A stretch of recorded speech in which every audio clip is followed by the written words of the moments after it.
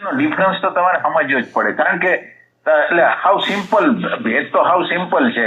એક હાવ ઇઝીલી ગોતી લે છે મેમરીમાંથી અને સંતોષ માની લે છે, અને એક જણો ઓથેન્ટિક છે, ઈ આ જ્ઞાતમાંથી કોઈ જવાબને સ્વીકારતો નથી. તમે વિચાર કરો ને, હાવ સિમ્પલ રીતે વિચાર કરો કે જે ડેટા પડ્યા છે બ્રેઇન સેલ ની અંદર ઈ જડ છે, એને કાઢવા માટે કોક જોઈ.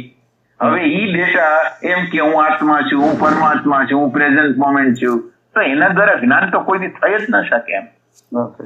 એટલે ના, એનો તમે સાક્ષાત્કાર કરો. આ વાત મેં તમને કહી દી ને, એનો તમે સાક્ષાત્કાર કરો. આ ડેટા જડ છે અને જડ વસ્તુને કોઈ પ્રકારનું જ્ઞાન ન થઈ શકે.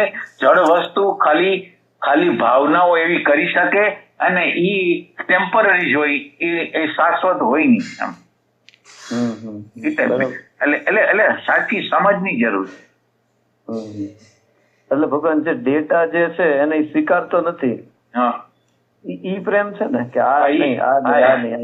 ના, એટલે ડેટામાંથી આવે એવી ઇન્ક્વાયરી ના જોતી. એટલે મને ખરેખર નક્કર વસ્તુ જોઈ છે. નક્કર એમ કે હાલો ઇન્ફોર્મેશન ના ડિપાર્ટમેન્ટ માંથી કઈક જવાબ આવી ગયો, પણ એવું મારે નથી જોતું.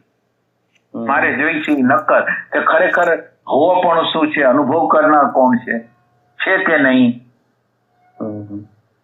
બરાબર.